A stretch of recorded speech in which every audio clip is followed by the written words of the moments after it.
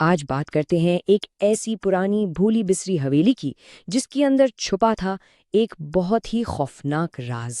یہ کہانی صرف ایک حویلی کی نہیں بلکہ بہادری، عقل اور ایک ایسے وہم کی ہے جس نے پورے شہر کو اپنی لپیٹ میں لے رکھا تھا۔ کہتے ہیں نا، کچھ جگہوں کے بارے میں کہانیاں مشہور ہو جاتی ہیں، تو اس حویلی کے بارے میں ایک بات سب کی زبان پر تھی۔ جو بھی رات کو اس حویلی میں قدم رکھتا ہے وہ ڈر کے مارے اپنا ہوش کھو بیٹھتا ہے۔ ذرا سوچیں، ایک ایسی جگہ جس کا خوف اتنا تھا کہ بڑے بڑے بہادر بھی اس کا نام سن کر کانپ اٹھتے تھے۔ تو قصہ شروع ہوتا ہے اسی ڈراؤنی حویلی سے، ایک ایسی جگہ جس کی دہشت نے سب کو اتنا ڈرا دیا تھا کہ آخرکار بادشاہ کو بھی ایک بہت بڑا اعلان کرنا پڑا۔ دیکھیں، اس حویلی کا ڈر نہ کسی ایک وجہ سے نہیں تھا۔ ذرا تصور کریں، شہر سے باہر ایک بالکل ویران عمارت جس کی دیواریں وقت کے ساتھ کالی سیاہ ہو چکی تھیں، اور تو اور اندر سے آتی تھی عجیب و غریب رونگٹے کھڑے کر دینے والی آوازیں۔ لیکن سب سے بڑی وجہ وہ تھی ایک خوفناک سائے کی کہانی جو کہتے تھے کہ اس کے ہالز میں گھومتا ہے۔ اب بادشاہ جو تھا وہ ان کہانیوں سے تنگ آ چکا تھا۔ وہ چاہتا تھا کہ یہ وہم، یہ ڈر ہمیشہ کے لیے ختم ہو۔ تو اس نے کیا کیا؟ اس نے بھرے دربار میں پورے شہر کے سامنے ایک بہت ہی بڑا چیلنج رکھ دیا۔ اور چیلنج بھی کوئی ایسا ویسا نہیں تھا، انعام تھا پورے 500 سونے کے سکے۔ بھائی، یہ اس زمانے میں ایک بہت ہی بڑی رقم تھی، اور یہ اس شخص کو ملنی تھی جو ہمت دکھائے اور اس حویلی میں صرف ایک رات اکیلا گزار کر آ جائے۔ لیکن سوال یہ تھا کہ جب پورے شہر پر خوف کا ایسا سایہ ہو تو کون آئے گا آگے؟ یہیں سے کہانی ایک نیا موڑ لیتی ہے اور سامنے آتا ہے ایک ایسا ہیرو جس کی کسی کو امید نہیں تھی۔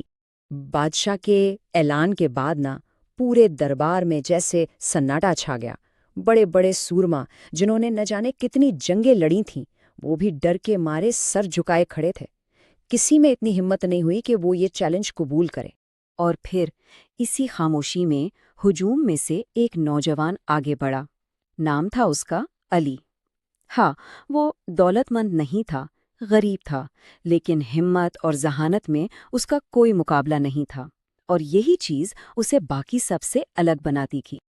علی نے بادشاہ کے سامنے آ کر ادب سے سر جھکایا اور پھر ایک بلند و پر اعتماد آواز میں کہا، بادشاہ سلامت، میں یہ چیلنج قبول کرتا ہوں۔ اس کی آواز میں ذرا بھی ڈر نہیں تھا، صرف اور صرف عزم تھا۔ تو بس یہیں سے علی کا امتحان شروع ہو گیا۔ اب کہانی کا رخ اس خوفناک رات کی طرف ہے جب علی اکیلا اس بدنام زمانہ حویلی کے اندر قدم رکھتا ہے۔ علی کی تیاری بھی بڑی دلچسپ تھی۔ اس نے کوئی خاص اہتمام نہیں کیا، بس کچھ سادہ سی لیکن کام کی چیزیں ساتھ لیں۔ روشنی کے لیے ایک لالٹین، اپنی حفاظت کے لیے ایک مضبوط ڈنڈا، اور رات گزارنے کے لیے تھوڑا بہت کھانے پینے کا سامان۔ اس سے پتہ چلتا ہے کہ وہ وہم سے لڑنے نہیں بلکہ حقیقت کا سامنا کرنے گیا تھا۔ وقت گزرتا رہا اور پھر آدھی رات کا پہر آ گیا، وہی وقت جس کے بارے میں کہا جاتا تھا کہ حویلی کا خوف اپنی انتہا پر ہوتا ہے۔ اور پھر اچانک حویلی کا ماحول بدلنے لگا۔ تیز ہوائیں چلنا شروع ہو گئیں، کھڑکیاں زور زور سے کھٹکھٹانے لگیں، اور پھر وہی پراسرار آوازیں جنہوں نے پورے شہر میں دہشت پھیلا رکھی تھیں۔ اور تبھی دیوار پر نمودار ہوا وہ خوفناک سایہ، ایک بہت بڑا ہیبت ناک سایہ جو وحشیوں کی طرح ناچ رہا تھا۔ سمجھیں، یہ علی کی ہمت کا سب سے بڑا اور آخری امتحان تھا۔ لیکن یہیں پر کہانی کا رخ بدلتا ہے۔ یہ وہ لمحہ ہے جہاں خوف کی جگہ عقل اور مشاہدہ لے لیتا ہے۔ دیکھتے ہیں آگے کیا ہوا۔ اب دیکھیں، کوئی اور ہوتا تو شاید ڈر کے مارے بے ہوش ہی ہو جاتا، لیکن علی نے کیا کیا؟ اس نے اپنی عقل استعمال کی۔ اس نے سوچا، یہ سایہ کسی بھوت کا تو نہیں لگ رہا، تو پھر آخر یہ ہے کیا؟ بس یہی سوال تھا جس نے سب کچھ بدل دیا۔ اس نے ڈرنے کے بجائے سوال کیا۔ پھر کیا تھا، علی نے اپنا ڈنڈا مضبوطی سے تھاما اور ہمت کر کے ان آوازوں کے پیچھے چل پڑا۔ وہ آوازیں اسے سیدھا حویلی کے تہہ خانے کے ایک دروازے تک لے گئیں۔ تو جناب، راز کھل گیا۔ اصل میں تہہ خانے میں 4 ڈاکو چھپے ہوئے تھے۔ یہ سارا ڈرامہ انہی کا تھا۔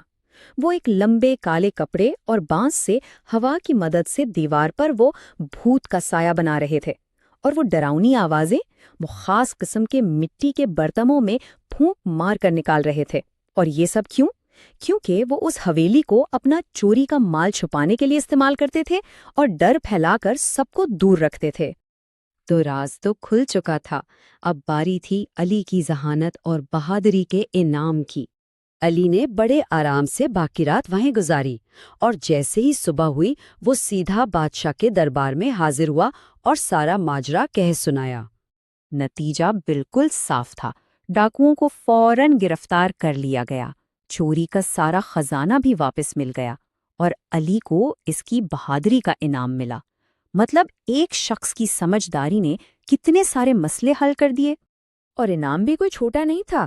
بادشاہ نے وعدے کے مطابق 500 سونے کے سکے تو دیے ہی، لیکن ساتھ میں اسے شاہی فوج میں ایک بہت اونچا عہدہ بھی دے دیا۔ بس پھر کیا تھا، علی کی زندگی ہمیشہ کے لیے بدل گئی اور وہ آرام اور خوشحالی سے رہنے لگا۔